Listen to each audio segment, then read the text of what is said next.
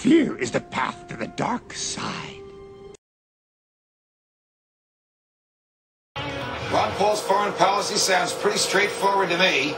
Don't waste money on bloody adventures overseas, especially as the economy collapses here at home. So why is that such a controversial idea in a political party that once supported limited government principles at home and abroad? Perhaps it's because Republicans are worried that Congressman Paul's message, which is unconventional to them, is actually working at the polls.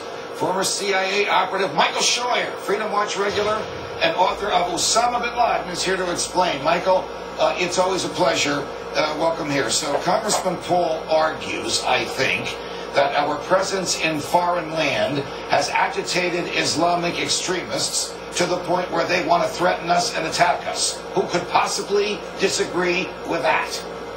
Well, everyone else in the Republican Party and the Democratic Party, Judge, because they don't want to talk about the fact that we're at war with an increasing part of the Muslim world because of what Washington and its allies do in the Muslim world, especially things like support for the Saudi police state, and most especially our unqualified, unthinking support for Israel.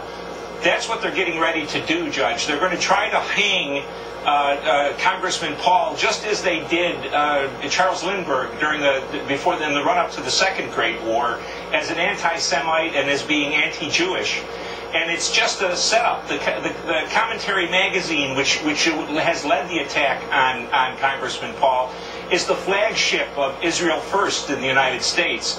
They don't want to talk about it because they know Americans don't want to have their kids dying in battle because of our support for the Saudis or our support for the Israelis.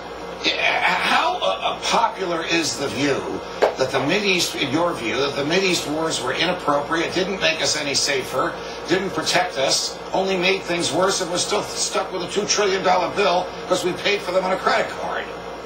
Well, I think that's amongst the American people, Judge, it seems to be a growing point of view. When I travel around the country, and I travel a little bit, the younger generation of people, 22, 25 to 40 years old, are very supportive of Dr. Paul's position on this, that we don't need to go overseas looking for wars, and we don't need to fight other people's wars, whether they're the wars of the Saudis or the wars of the Israelis. I think it's something that frightens both parties.